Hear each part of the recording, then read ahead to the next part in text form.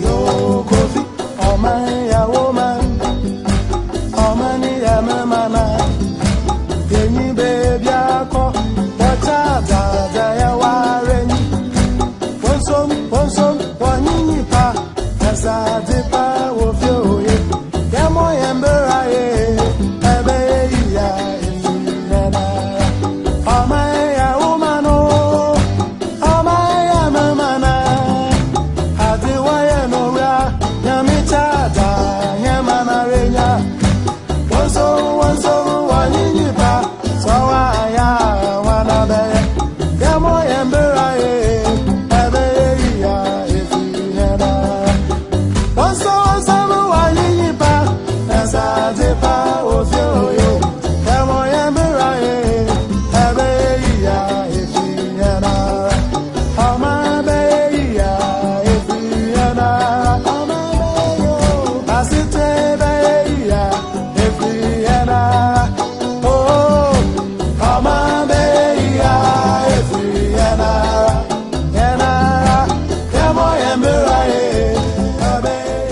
We are privileged to have with us the sector minister and representatives from the Ministry of Inner Cities and Zongo Development, who are here to engage with us on important milestones, their key achievements, their policies, their plans, and their stories so far. I'm very optimistic that by the end of the presentation, we'll all be involved in productive dialogue on how to be able to impact positively on them achieving all their goals. Ladies and gentlemen of the media, Ghanaian people, we are here to account for 2 years of existence of the Ministry of Inner City and Zongo Development. As you know, it is the first time in the history of our country that this ministry has been established. And you know how the beginnings of things are very difficult. Even ministries that are in existence for the 60 years of our life as Ghana have not been easy sailing. So to start a ministry from the scratch and build all of its structures and to begin to do the work that will impact the life of the Ghanaian people has to take a lot of effort and doing. And in that respect, I want to pay my respect to the first minister whose duty it was to lay that very difficult foundation, the Honorable Boniface Abubakari Sadiq, wherever you are, and I'm sure perhaps he's watching us, I salute you. You've done tremendous work that allows us to build on the things that you have done. Ladies and gentlemen of the media, this ministry came about as a result of a commitment that the president made in the 2016 manifesto of the New Patriotic Party. And specifically in page 66 of the 2016 MPP manifesto, the president stated, and I quote, "Over the years, these communities, that is inner city and Zongo communities, have been left behind in development planning. Residents and their needs have been poorly identified, leading to inadequate and sometimes inappropriate interventions in the provision of social services and physical infrastructure," unquote. And so when the president came into power and established this ministry in order to address these developmental deficits in inner cities and Zongo communities, he further gave vent to that commitment by putting it in his coordinated program of economic and social development policies 2017 to 2024. And in page 116 of the coordinated program of economic and social development policies, the president said that, and that basically gives us as a ministry our marching orders, that his vision for the inner cities and Zongo communities is, quote, "to support the provision of critical infrastructure in education and training, health and sanitation, local businesses and centers of culture, as well as improve security," unquote. So these basically are the marching orders that we have in addressing or in making interventions in these inner cities and Zongo communities. But it is important for me to put the development of our Zongo communities in context, because ever since the president established the ministry, I mean, many people have continued to question the president's rationale for doing so. Apart from stating the obvious, that these communities are communities that were left behind as far as development and social progress and etc. was concerned, what it is that, you know, the word Zongo is a corruption of the Hausa word Zango. And Zango means a temporary place of abode. Okay, if you want, a temporary place of habitation. And of course, they were named Zongos because the first stream of inhabitants that inhabited these areas were people mostly of Sahelian and northern Nigerian origin, who came to the Gold Coast at that time for various reasons. First, there were those who came to trade, exchanging cattle for gold and cola and etc. And so because of the temporality of their business, they said Sunzo Suzauna Zango. In other words, they've come to stay at a place where they will go back. And I want the nation to reflect on the psychological effect of this temporality. Because these were originally conceived as temporal places of existence, there was no conscious effort, both on the part of the residents and also on subsequent governments, to put in place permanent developmental infrastructures to take care of the people. Because after all, these are temporal places of abode. Are you following me? And so that's the first stream. The second stream was that the British colonial government, as a policy, brought in mostly Hausa soldiers and police from northern Nigeria to form the first batch and the nucleus of what was then called the West African Frontier Force, okay, which was basically garrisons of soldiers and police people to protect the colonial government. And these garrisons were dotted along the coast from Shama through Elmina all the way to Denu. So that is why you would find that the Zongo communities along these, there are Zongo communities all along the coast. You go to Elmina, you go to Shama, Denu, Aflao, all of those people. The original inhabitants were these Hausa soldiers and police who were brought to form the nucleus of the West African Frontier Force, or what other people call the Gold Coast Constabulary. Are you following me? Now, these were the people who developed our army and police forces and gave it its structure. Today, when you go to the Southern Command, the headquarters of the Southern Command of the Ghana Army, which is at Teshi, they still have as their motto, Kulum Shiri. Those of you who pass, you see Kulum Shiri, you don't know what it is. People think perhaps it's Latin or something. It's not Latin, it's Hausa. And Kulum Shiri means always ready. So we still have the footprints of the people who fought to establish our nation. And of course, and I mean Zongo people.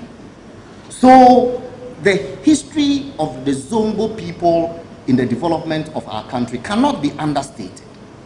And of course, all over Accra, we have the footprints. I mean, there are scholars who say that the inner city of Adabraka is a corruption of the Hausa and Arabic word Al-Baraka. Nima, of course, is an obvious corruption of the Arabic and Hausa word Ni'ma, which means to do good. And of course, some of the people who moved from Nima to form the community of Medina named it Medina to reflect the Prophet Muhammad, peace be upon him, his migration from Mecca to Yathrib, And because of that migration, Yathrib became Medina, modern Medina today in Saudi Arabia. So when they were moving from Nima to a new location, they envisaged it as, if you want, a prototype of the Prophet's migration from Mecca to Medina. And so that place was also named Medina. Of course, we have Shukura, which also comes from the Arabic and Hausa Shukran, which means thanks, and so on and so forth. So the point I'm making to you is that the Zongo history is intertwined with the history and development of the nation state Ghana. Now, unfortunately, however, because of politics, in the immediate post-independence era, the Muslims formed, of course, the Zongo people, but they formed a political party that they called the Muslim Association Party, MAP, in 1954. Because they thought that, because like I've told you, because of the temporality of their residence, governments did not pay attention to their development planning and etc. So in 1954, there was a certain consciousness that, look, then let's fight for political power for ourselves so that we can develop our own communities if we get power. So they formed the Muslim Association Party. But because of their fierce opposition to Nkrumah, Nkrumah began to outlaw and even deport the leaders of the Muslim Association Party, like Alhaji Lalemi, Amadou Baba, Alpha Ladan, and so on. And you know, Nkrumah passed what he called the Aliens Act, okay, Act 160, and the Aliens Amendment Act, Act 265, which he used to say that the Zongo residents were not truly Ghanaians. But of course, you and I know that it was political pretext. And then Nkrumah expelled them. Subsequently, they came back. And then to accentuate the problem, in 1969, Professor Buzia, as Prime Minister, also passed the Aliens Compliance Order, which required all non-indigenous Ghanaians, so to speak, to register. And those who didn't have a registration to leave our country, and so on and so forth. And then again, some stream of Zongo people migrated out, were expelled out of our country. And you know that since the Fourth Republic, that the Nkrumah expulsion has not been as contentious a matter. Indeed, I'm sure many people are hearing for the first time that Nkrumah was the first person to expel Zongo people. You know, but the Buzia one, for whatever reason, was made a matter of national political propaganda, if you want. That said that, oh, MPP people, they are the antecedents of Progress Party. So when they ever get into power, they will expel Zongo people. You know, they kept telling them and frightening them that we don't consider Zongo people as Ghanaians, and that we were going to expel them like Buzia did and all of that. And so it was a matter throughout the Fourth Republic, all the way to 2016, in spite of the fact that in the history of this country, it is the MPP that has been the first party ever to put a Muslim in the presidency. And we are the ones who continue to do so. And we are the ones who continue to make the Muslim equation a part of our political calculation. In spite of that evidence, we were still being told that the NPP will expel Zongo people. And so the president then establishes the Inner City and Zongo Development Ministry. And let me make a point clear. All Zongos in our country are inner cities. But not all inner cities are Zongos. I need to make that clear.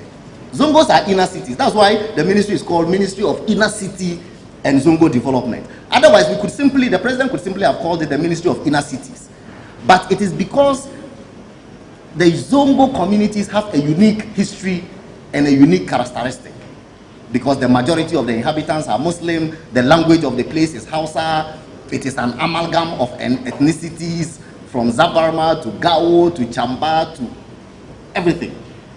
So that's how come the Zongo also stands out in addition to Inner City as the name of the ministry. So the point I am making to you is that there is a lot of psychological sense in setting up this ministry, because now what it has done is that it has brought finality to the argument about whether Zongo people are indigenous Ghanaians or they are not. That matter is dead now.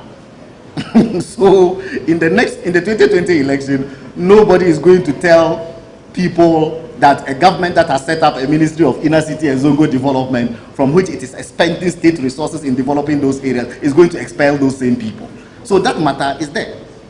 2, it gives the Zongo people the psychological breather that they themselves need to help government to develop those societies and to integrate the developmental structures of those societies into the larger Ghanaian society. So when the president gave us this mandate, before I came to the ministry in August 2018, effectively it means I will be like 5 months, getting to 6 months inside this ministry.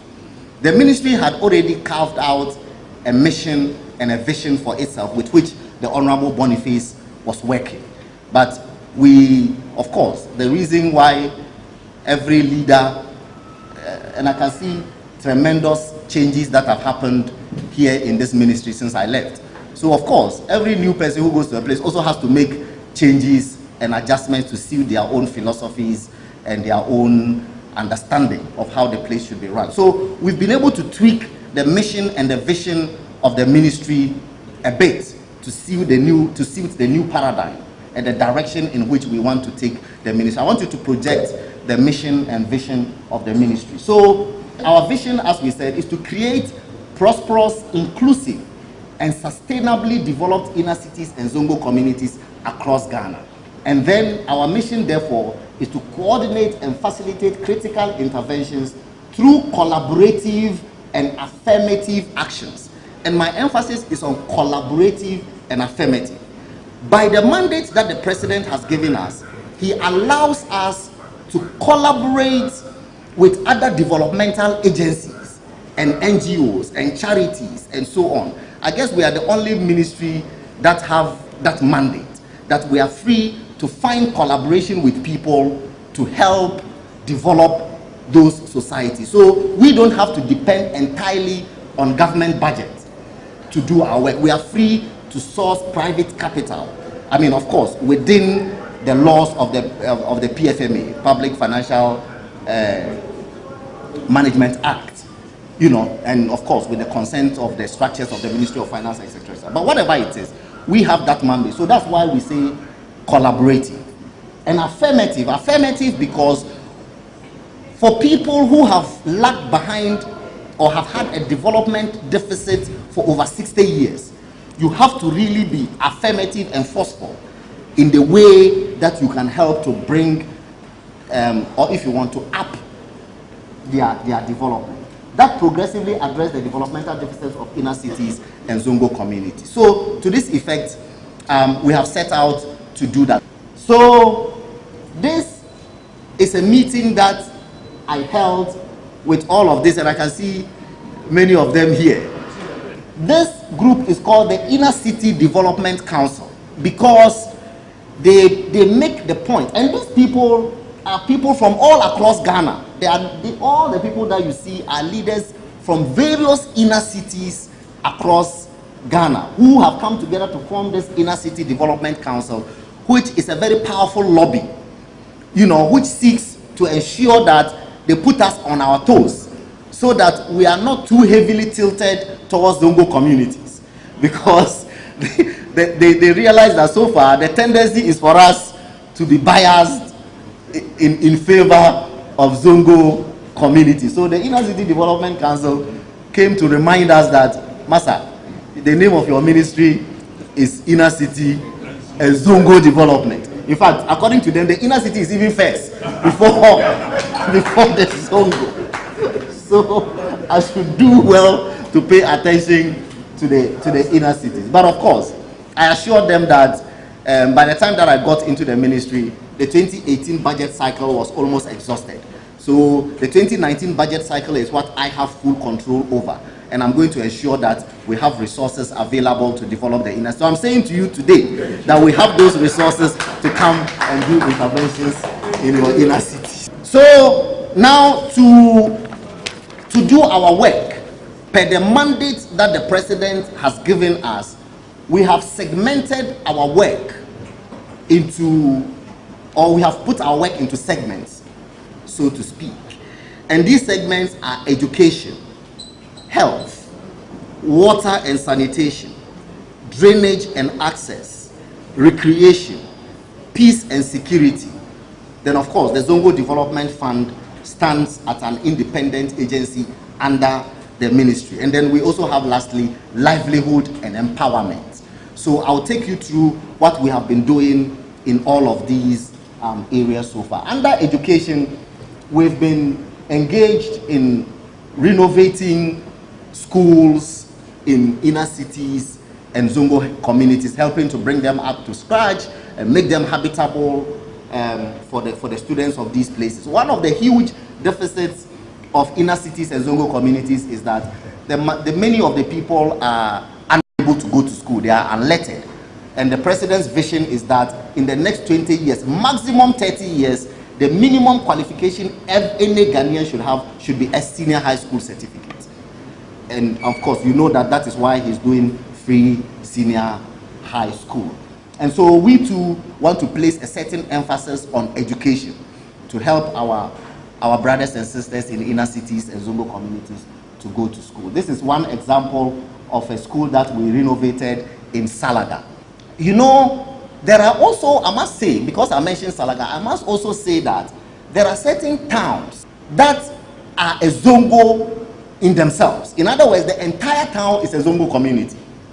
So in those places, it is not as if the Zongo is an inner city within the larger city, but the entire town is a typical Zongo community. And Salaga is one of the very typical examples that you can get of a whole township that is entirely Zongo. Under education, we have recruited 3,000 Arabic school teachers who are teaching in various Islamic and even if you want, Makaranta schools across our country as a way of developing the learning of the Arabic language. I remember that in 2008, we went on a campaign tour with the president, then candidate of the NPP, to Tamale. And some malams or ulama or teachers of Islam made a point to the president that, look, it is important that we make Arabic an examinable subject at both JHS and SS in our country, just as French is. And one of the points, I remember clearly the president saying, that is a powerful argument. We shall do it when we come to power. And the powerful argument one of the clerics made was that, Mr. President, there are more speakers of Arabic in Ghana than there are speakers of French. So how can French be examinable and Arabic is not, when every day millions, about 4.6 to 5 million Ghanaians speak Arabic every day? You can count on your fingertips the number of people who speak French in our country on a daily basis. And the president said, that's a very powerful argument, so I'll take that argument, and when we come into power, we will do everything in our power to ensure the development of the Arabic language. So this is in fulfillment of that pledge. I talked about collaboration. So the ministry, in collaboration with an NGO called World Reader, you know, whose mission is to promote a culture of reading, and even if you want, learning in our communities. This was at Dawatul Islamic School. It's at Sabon Zongo in Accra. It's in the Kaneshi district. And we went there to donate a mobile library and books. In the coming year, we are going to intensify this effort. And there is another NGO called the Oye Foundation, which has brought us a beautiful proposal on how it can help us to deepen the culture of reading in inner city and Zongo community. I'm sure everybody knows about the old saying that a healthy mind resides or lives in a healthy body.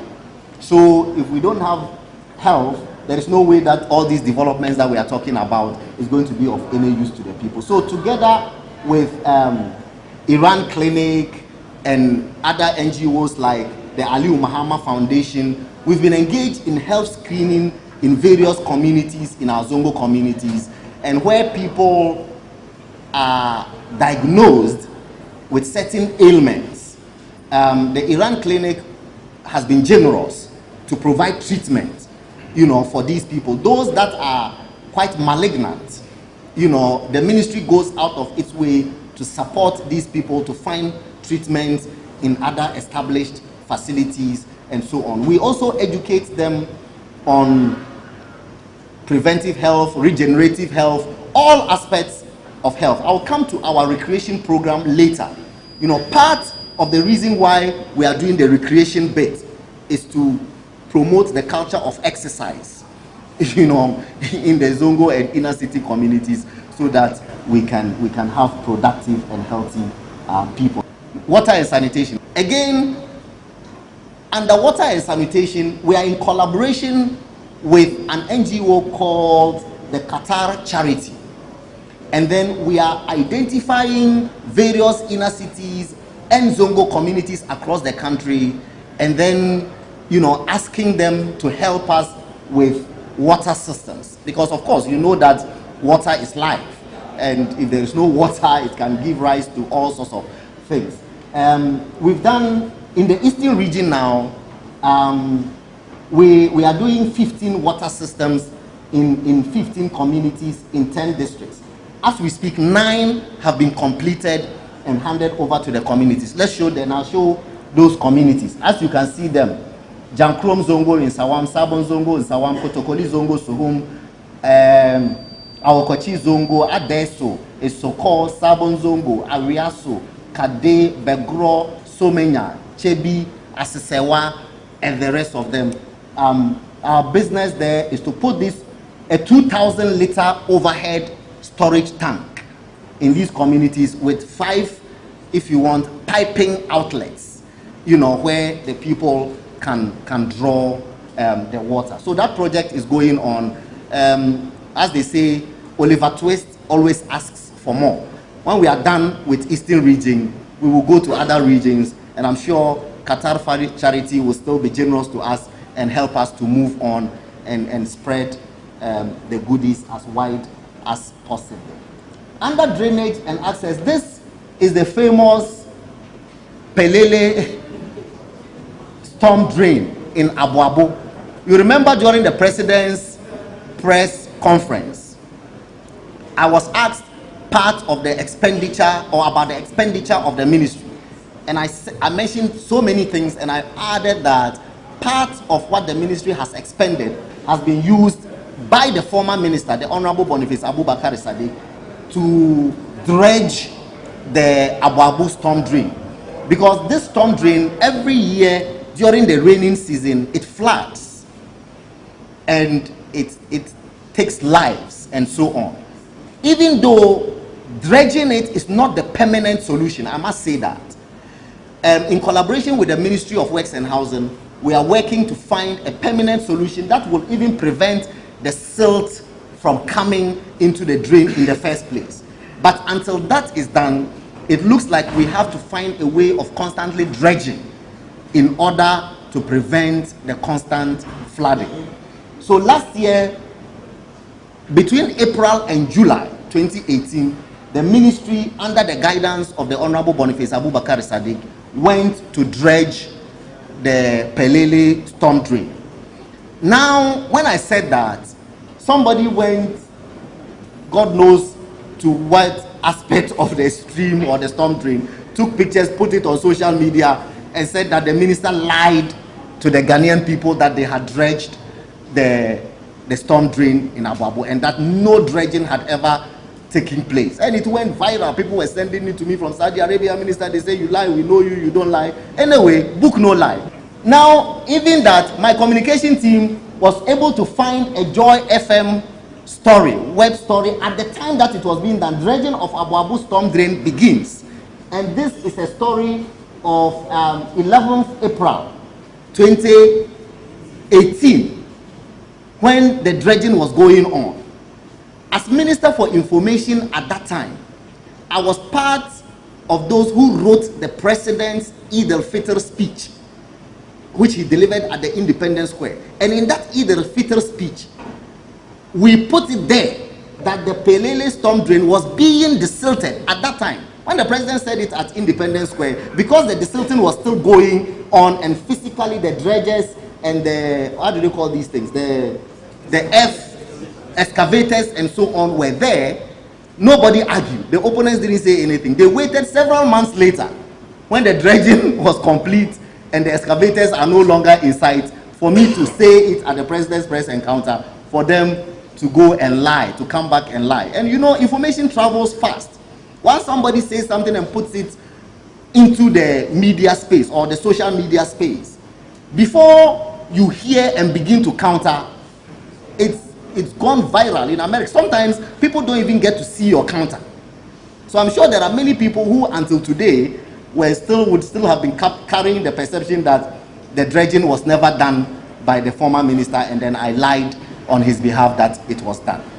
It was done. Now, this is construction of tertiary dams in Medina Zongo. This is Medina Zongo, and this is what we are doing. A total of 994 meters have been complete so far. I mean, it's an ongoing project. This area is called Joe Malas Lane in Medina Zongo, and it's 497 meters. This is before how the place looked like if it rained and so on. And this is after the ministry has intervened in working on the area, what it looks like. Again, this is Nyaminae Lane. They say Medina Zongo. This is how it was before. This is how it looks after. And then the former minister, Honorable Boniface Abubakar Sadiq, led a team from the ministry, of course, with the active support of the Nima community, to do a cleanup exercise, which is something that the ministry intends to do in our various inner city communities going forward. And on this day alone, 40 tons of solid waste was evacuated. In our plans going forward, in our outlook for 2019, we intend to set up sorting centers in inner cities and Zongo communities across the country where waste is sorted out. Because now there is technology that converts all of this waste into electricity, into what do you call it, recyclable material, into so many things. There are countries even where wastewater is, if you want, treated and used for other things. So we want to create these sorting centers. My technical people are in talks with some of these technology people who will come, if they are properly sorted, to cut this waste away.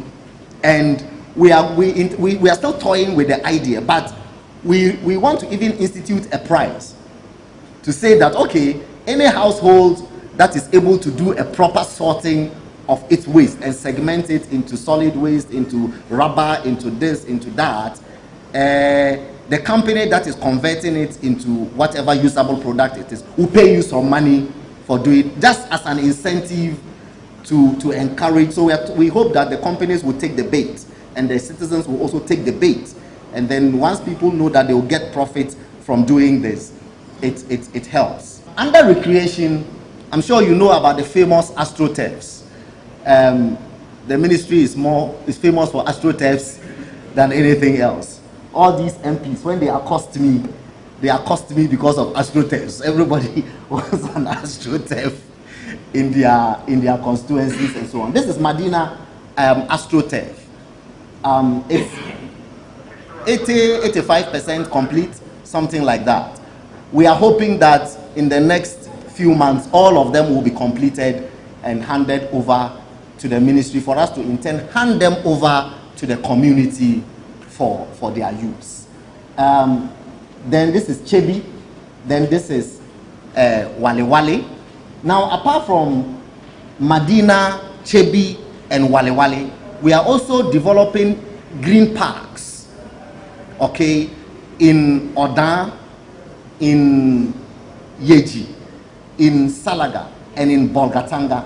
This is, for example, the Salaga project. The app there is at night. And what you see, the lights it comes with floodlights, so that even at night, the people can make use of them. Now, we call them recreation centers because they are not football pitches. Yes, you can play football there, but paramountly, they are meant to be recreation centers where our people will do maulid, can hold festivals, can hold wedding ceremonies, can hold outdoor events, and all of that. Recently, we had our Zongo Development Conference in Kumasi, and we held it at the Georgia Hotel. So if these things exist in these inner cities and Zongo communities, we will be able to hold such events, conferences, and festivals, and so on. So that is the rationale. So let not people say, oh, the Zongos is not football alone that they need. No. In addition to unearthing football talents, it will also help in the overall development. This is also Tafu. Tafu also has one. They used to call it the Sakasaka Park. This is when I came there as a minister in the early days, and then I went on a tour of the place to see what it is. As for the green parks, they are complete now. And in the next week or two, I would go around the green parks to do the final inspection of them and then take, get them handed over to the ministry. And then we intend to hand them over to the district assemblies because these green parks need constant nurturing. We have built overhead tanks, at which we are taking a picture of one of the overhead tanks at these places. There's an overhead tank with permanent water supply that will be used to constantly water the green grass and make sure that we keep them healthy. And so, because the ministry is physically located in Accra, we cannot be the ones constantly taking care of these parks. So we will hand them over to the district assemblies, and then the district assemblies will continue with the nurturing process. This is the Yeji one. Now, peace and security. Of course, there are two more astroturfs that are coming up, but they are still, for want of a better term, in their initial stages of development. There's one for the Asawasi community in Kumasi, and we are constructing it at a place called the Highlanders Park in Asawasi. The contractor is on site. There's another one at the Fadama cluster of schools near the National Chief Imam's house. And that one, the president has specifically asked that upon completion, it should be named the Sheikh Osman Nuhu Sharobutu Complex. And so that is what we are going to do. A lot of development has taken place. So peace and security. Under peace and security, of course, like I said, we can't have development anywhere if there is no peace. And of course, we know that for whatever reason, perhaps for historical reason, for accidental circumstances, for whatever reason, inner city communities and Zongo communities have had a rather unpleasant tag of violent places, of places where there's always confusion and fighting, to the extent that there are people who think that if they are looking for a supply of young men and women to go and cause confusion, they must go to Zongo communities to fetch them. I want to assure you that President Akufo-Addo is determined to erase that tag that Zongo communities are a storehouse of supply of hooligans. It's not going to happen. So any people who are thinking of turning the Zongos into storehouses of supply of violent people and so on, it's not going to happen under us. We are making a conscious effort to ensure that inner city people also live dignified lives and live lives as responsible citizens. And we're not going to leave it to chance. The Zongo for Peace and Development conferences are affirmative interventions that we are making in these places to ensure that that happens. The first of such conference happened in Kumasi. You can see the president, myself, the Sarkin Zongo of Tamale is in the shot.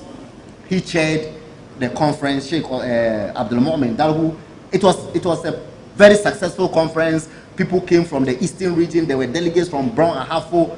We dubbed it the Middle Belt Peace and Development Conference. We will do one for the northern sector and then also for the coastal region and so on and so on. Under this was a Zongo League program that the ministry helped the Kumasi Zongo communities to organize. Because of course, we know that sports fosters integration, unity, oneness of purpose, etc., etc.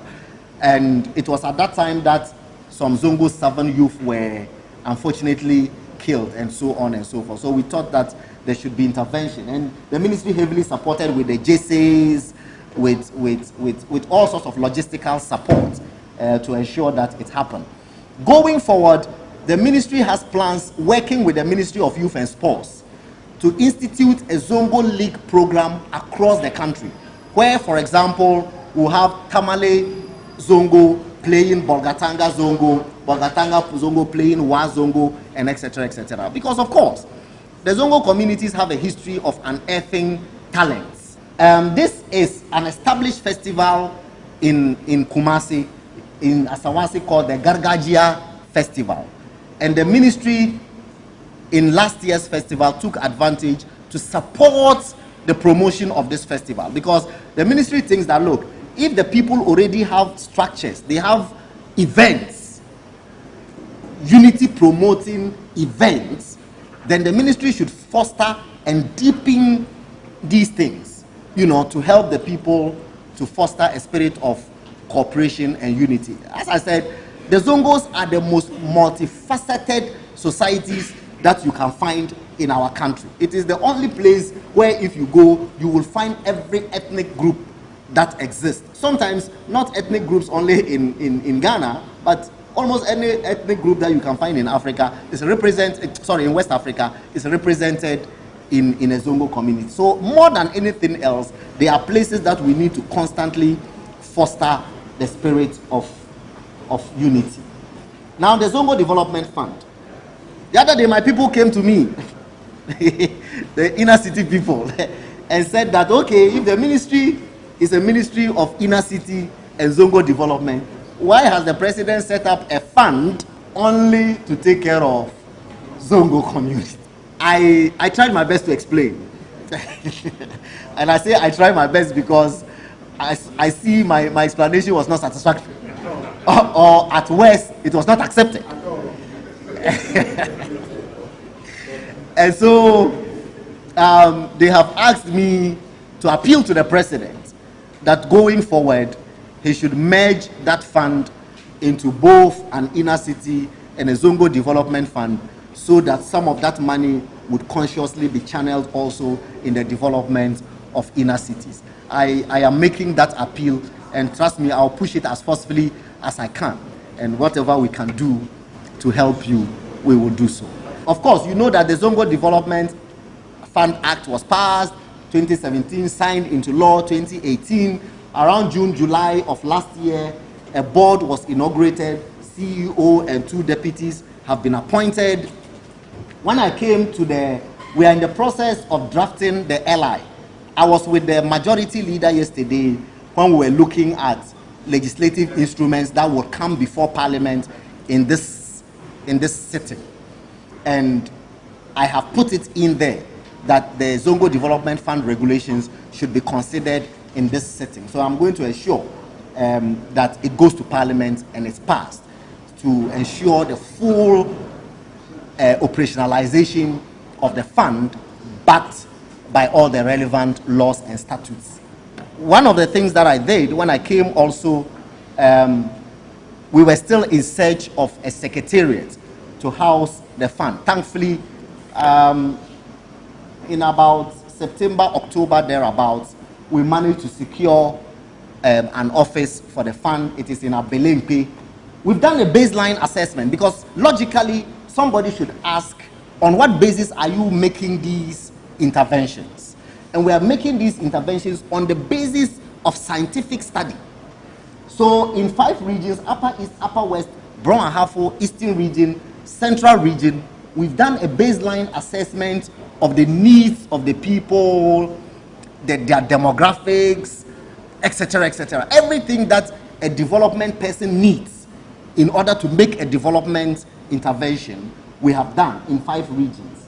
And it is from an extrapolation of that data that we have projected 1,080 Zongo communities alone across the country.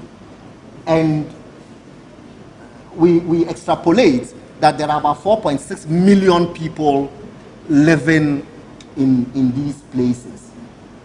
So this survey was done in, as I said, 5 regions, in 66 districts, 133 towns, and which gave us 479 Zongo communities. As we speak, people are on the field doing an assessment for the other 5. And in fact, adding these other 5 for other variables that were not considered in this first study. Are you following me? So there's another sweep that is going on. So as we speak, there are researchers in the system who are going to come to us, including, this time we have included in the team a geospatial expert, you know, who will help the team to tell us. So I can sit here and tell that in Hohoi Zongo, for example, there is an Islamic school or an Arabic school, and the Arabic school is situated close to the Catholic Church, to this, that. So they will give us coordinates for critical infrastructure that also exists in those places. And for those that do not have them, then we know how to make the intervention. Now, our outlook for 2019, ongoing projects.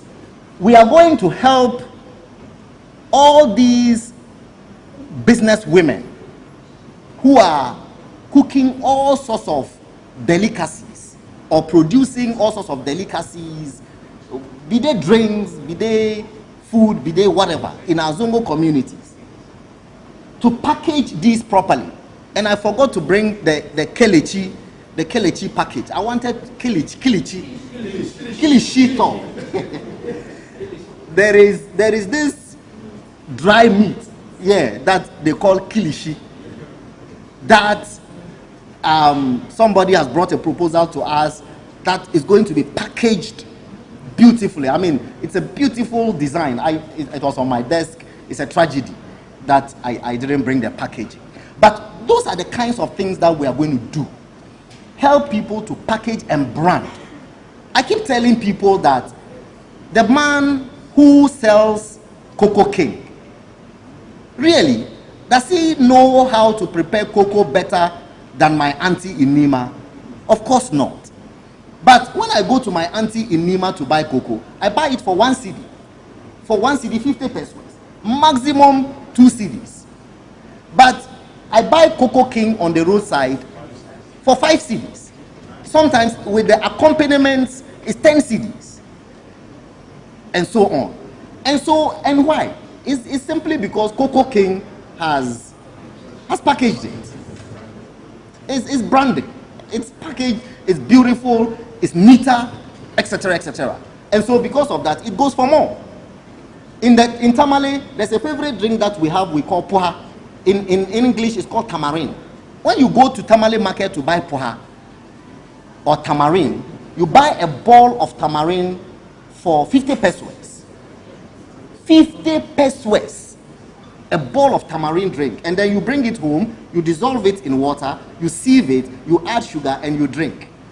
So all that my auntie or my mother or grandmother in Tamale market has made from all her efforts is 50 pesos per bowl of tamarind. But that same tamarind, some people, Burkinabes, have packaged it. It's now a canned drink that I buy sometimes, and I love poha. So I buy it from the shell shops for 5 cedis. In some shell shops, it is 10 cedis. Why? You simply dissolve the thing in water, add sugar, and pour it into a container and sell it for 10 cedis. But because in her case, she hasn't put it in any container, she sells it for 50 pesos. Look at the difference between 50 pesos and 10 cedis. So the president says we should improve the livelihoods of the people in these communities. How else are you going to improve their livelihoods except you help them to develop their businesses, package them properly, and make more profit? So the outcome, what we expect, the expected benefits of this program is we are going to do proper branding, value addition, increase market access, and therefore increase revenue, improve livelihoods, etc., etc. Let me talk about the increased market access. You see, we said there's going to be a Zongo food album. We are going to compile a Zongo food album. It's going to, in other words, it's going to be pictorial. We are going to have a picture of, say, Tubani, and then we will tell you what the ingredients, or if you want, the constituent ingredients of Tubani is. And then we will do an album, all the constituent ingredients, and send it to all of our embassies across the world.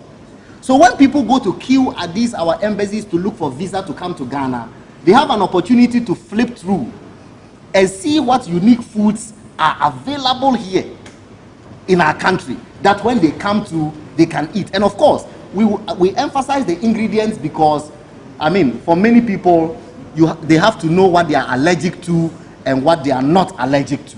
So we have to label it. When we say adwa, what it is, tubani, wasa wasa, gable, the one that the northern Moshi people, the nyombeka,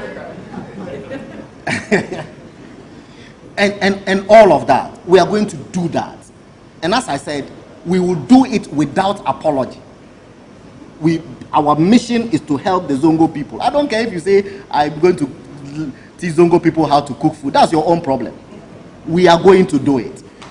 And we are doing it. When I say, we are not saying we are going to do it. You see, yesterday, for those who read the Daily Graphic and Ghanaian Times, there were advertisements in it calling for women who are engaged in these businesses to begin to apply for these facilities. We put out the advertisements.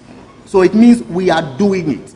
If we get the applications, we will scrutinize. We are hoping that because of the, if you want, the paucity of resources, we are going to take at least 300 women in the first cohort and help them to do this development. But subsequently, and because we are piloting, we are starting with Greater Accra. If you look at the advertisement in the papers, we have said that only women and businesses in communities in Greater Accra should apply for now.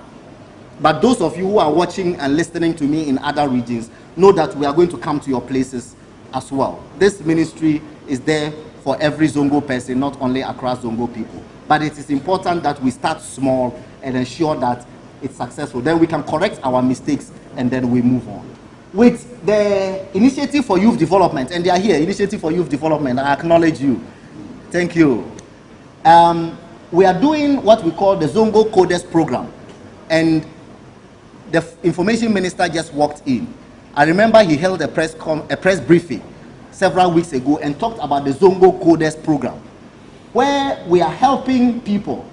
I mean, when you look on the screen, the right side gives you the expected benefits, increase technical skills, create jobs. Of course, jobs and employment are the same, and then increase revenue and incomes.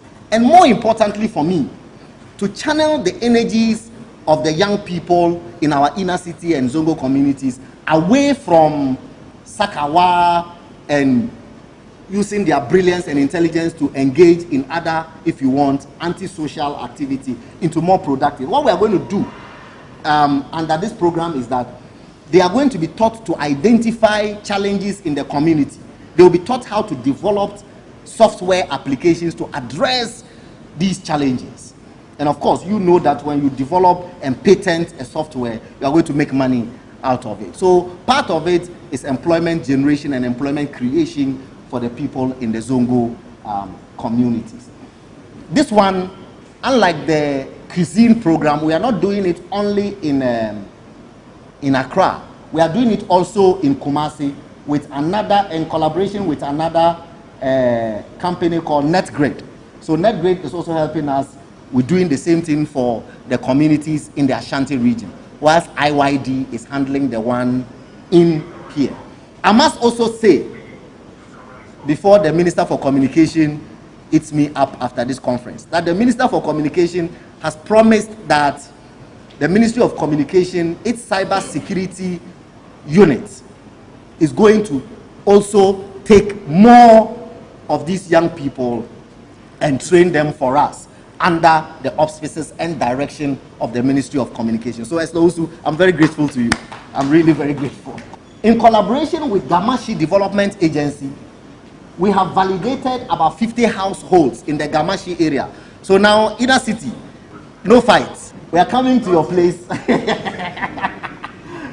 to help you to acquire these public toilet, these household toilets and public bath houses.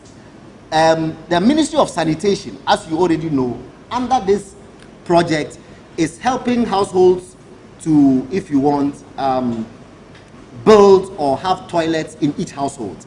And they are paying about 1,100 cedis, correct? About 1,100 cedis per household. The rest, the government is topping up to get them to acquire those houses. But there are still many households in inner cities especially who are unable to raise 1,100.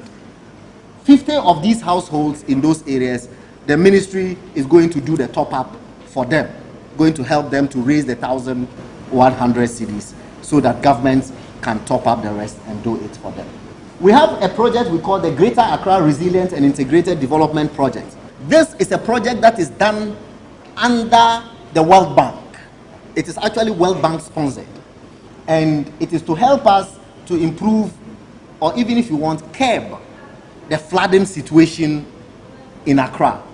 And of course, because many of the inner cities and Zongo communities in Accra are in low-lying areas, and because of that are flood prone. And so the World Bank is helping us with a facility of about, generally, because this is not a uniquely inner city and Zongo Zongo ministry project. It is being done with Ministry of Works and Housing, even Ministry of Science and Technology, Ministry of Water and Sanitation, etc., and AMA, etc. So there are other collaborators, but every ministry in the collaborative cycle has carved out its own area and interest. So for the 100 million that the World Bank is dedicating to this project, ours is about what? 25 million? Yeah, so the Zongo and Inner City Ministry has 25 million of that 100 million cedis to be able to help us to fix the storm drains in the Nima Mobi area. We have Alogojo. What's the name of that command? Aloboshi. And then Akwetemai. And all of these inner cities are under our purview. And then we are going to deal with that. My director, PPMB, Mohammed, is a very experienced technocrat in this regard. And so help is coming, inshallah. And then we will resolve those challenges moving forward. Now, there's another group called, a foundation called Dream Oval Foundation. You see these young women, these young girls, they are between the ages of 9 and 11. They've developed a software that allows them to put the lights on and off in their homes with their mobile phones. And they did it by themselves with the direction and training of the Dream Oval team. And they did it with a small number of these, and these are all Nima girls. And so they came to us and said, look, this is what wonderful thing we've been able to do with this number of girls. But we believe that we can extend it across the inner cities and Zongo communities if only your ministry would help us, would come into a partnership with us to be able to do that. And I didn't have to even think twice about it, quite frankly. I said, when the girls did the presentation, I was amazed. These girls, they were talking scientific terms that I had not heard before. They said something, I remember some word, and I said, hey, what is that? Then they was said, this, Internet of Things. IoT. They said, and the IoT, and I said, what is IoT? And then the small girl, the one who is 7 years old, said, it means Internet of Things, Mr. Minister. And I said, I hear you. So And of course, the government is emphasizing STEM, science, technology, engineering, and mathematics education. And of course, because of the perception that Zongo people subjugate their women, they don't let women to go to school, I am going to be very aggressive in pursuing this aspect of our work in the Zongo community. Now, the last issue, the vexed issue of hijab. And I put these student nurses in the picture deliberately because every day I get complaints from nurses in various government health facilities complaining that their supervisors and senior nursing officers ask them to remove the hijab, otherwise they should go home, they cannot work at nurses. Now I want to look straight into the cameras and say something. It is very, very important. We all operate under the 1992, or even if you want, the 4th Republican Constitution. And I want nursing officers, midwives, supervisors of hospitals across the country to listen to me and listen good. That we are all subject to the 4th Republican Constitution. And Article 21, Clause 1C, states that every citizen of Ghana shall have the right to profess the religion of his or her choice, and quote, and the operative word, and to manifest it. And I want to emphasize the word manifest.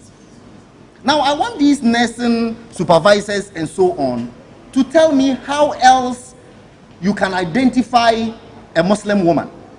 How else a Muslim woman can manifest her, for want of a better term, her Islamness, if there's anything like that. How else? How else is she going to manifest it? How do we identify a soldier who is not in uniform? How do we identify an immigration officer? We call somebody an immigration officer simply because he's in uniform. It's as simple as that. We call somebody a policeman because he's in uniform. Once he throws the uniform away, you are unable to tell who he is. Are you following me?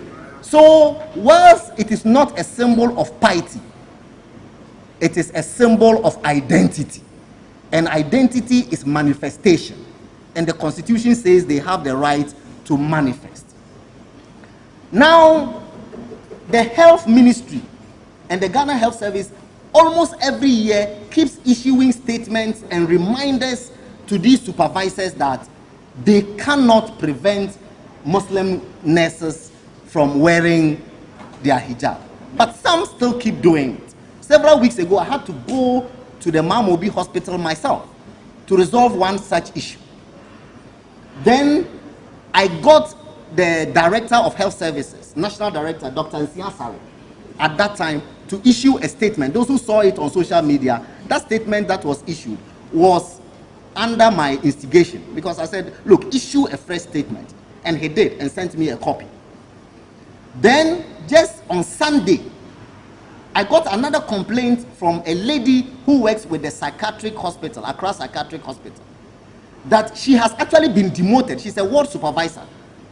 And the Deputy Director of Nursing Services at Accra Psychiatric Hospital saw her in hijab and said, why are you wearing a hijab? You can't wear a hijab here. If you want, go and work in an Islamic hospital. I feel very offended by that statement. Personally offended. The president is very uncompromising as far as the integration of our society is concerned.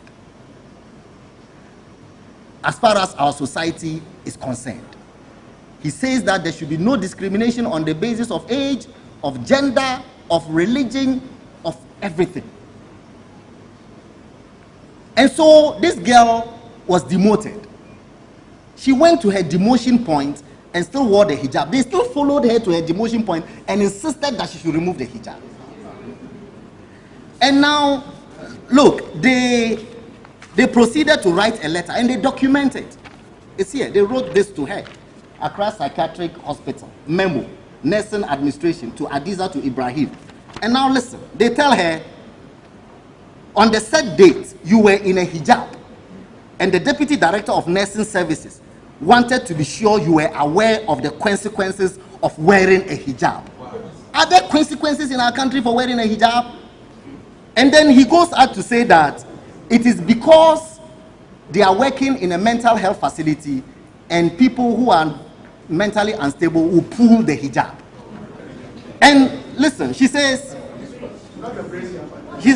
yes, she says, at a psychiatric hospital, since a number of female staff had been injured by patients who were able to get hold of either, and now she doesn't list hijab, she says to get hold of either the hair or the clothing. So then all mental health facility working women should shave. Because you stated here that sometimes the mental health patients, they get hold of the women's hair, their wig and so on. But you said that she should remove the hijab and leave the wig. But you have stated here in your own letter, seeking to punish her. And you even didn't say veil, you said clothing. Actually, they should be walking naked. And then he says, however, as stated earlier, your safety is paramount, and you continue to use the hijab at the hospital at your own risk. And he follows it with another one. Despite the caution of wearing the hijab, you continue to put it on at the ward, blah, blah, blah, blah. So yesterday, I called the Director of Health Services, Dr. Nsiasari.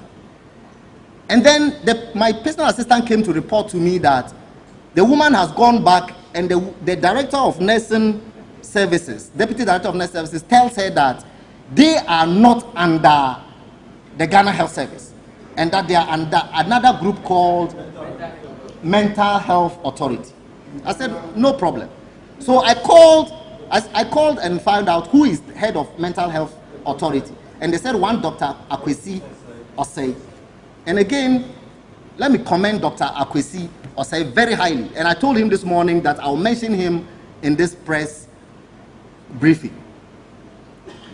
Yes, this morning he went to the facility and has ensured that the girl has been restored to her former position and she's going to continue to wear the hijab.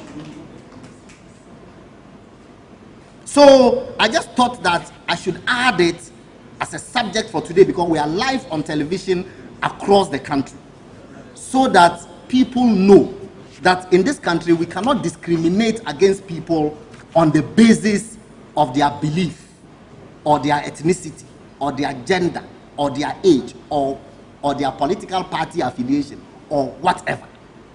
I want people to know. And I want people to know that the president has given me a mandate to protect the interests of Zongo people if those interests are trampled upon.